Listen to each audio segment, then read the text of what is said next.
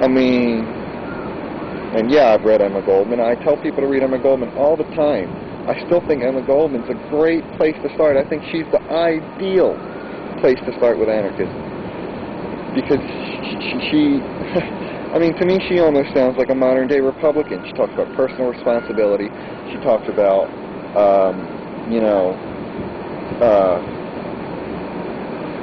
taking care of oneself and being responsible for your actions.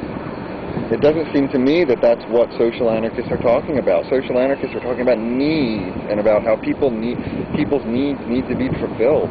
That's not what Emma Goldman talks about. That's not what most of the anarchists I've read talk about. I mean, any of the ones I've read that I can think of off the top of my head or listened to. I know I haven't read a lot. I've listened to more of them in like documentaries and stuff like that. And I list a lot of documentaries on my page I think people should watch, and I'm talking about these docu-reviews. That's why I'm doing them, because I think you should go and watch these movies. Because there's a lot of, you can get a lot of good ideas out of them.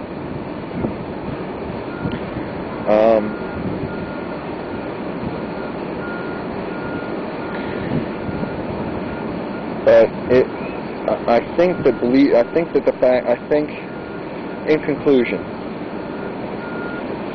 I don't think that the philosophy is dead, but I think that the party the parties carrying forth of the philosophy is dead. I think that the party no longer represents the philosophy as it was ascribed and as it's supposed to be. It's some kind of lukewarm conservatism now, really. Some kind of leave me alone conservatism. When you say that it's basically taken over by the paleo-conservatives, I tend to agree with that. Although I think we do have a lot in common with the paleo-conservatives, and I think we should.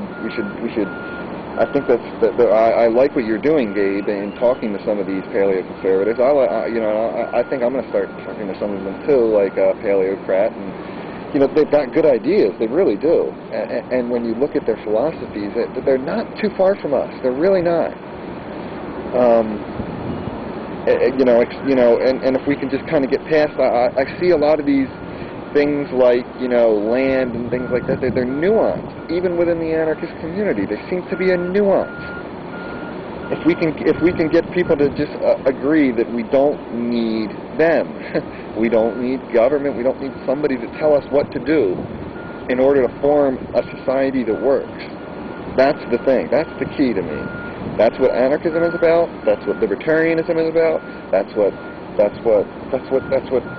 my whole political involvement is about, and what my message is.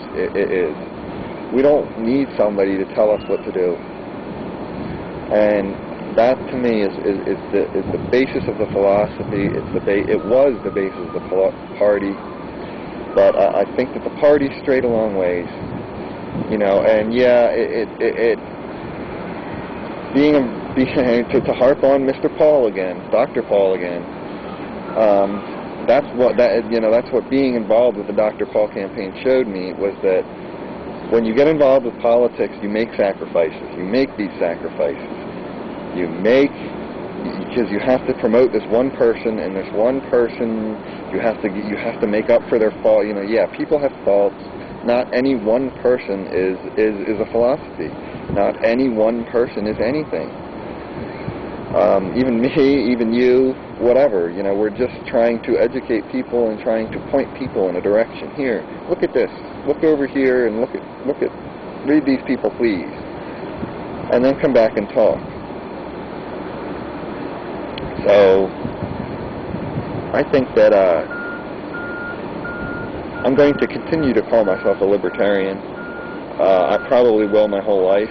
Well, I don't think there's any probably about it. I will my whole life. Because I know what the word is. I know where it came from. And to me, we didn't steal it. We used it. And that might make some, of the social people, the social lefties mad. And I'm sorry.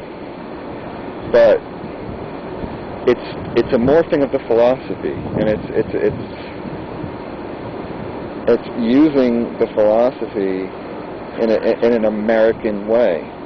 America's never been about redistribution of wealth, even from the beginning. And to suggest that it has is wrong. I mean, I don't know where that comes from. So yeah, I'll continue to call myself a libertarian, although I don't believe that the party, you know, I'm starting to become very anti-libertarian party. I think that the party strayed a long ways from the philosophy. So yeah, thanks for the videos, Brain Police. Really interesting. Yeah, guys, leave a comment, make me a response, tell me what you think. I know some of you have gotten really frustrated with the level of discourse on here, and that I have too. I mean, that's why I've been so angry in some of my videos, because it makes me angry to see what some people are saying about, you know, what I believe. Because it's just a complete straw manning, and it's not even, it goes beyond a straw manning. And to say it's a straw man is a cliche, I know. It goes beyond that. It's a slander, and I'm not going to sit by and watch a slander, especially as something I used to believe in. I don't consider myself an anarcho-capitalist, no. Like I say over and over, I'm drifting a lot more towards primitivism now, and, you know, if you want to consider straight-up barter, if that's primitivism, fine, whatever. I mean, to me, that was always a base form of capitalism, but, you know, because capitalism just means capital. You have capital, you have property. If you have property, you have capitalism. But, whatever. Yeah, I just think that if we can agree on the homestead principle, I don't see what the problem is. So, yeah, let me know what you guys think.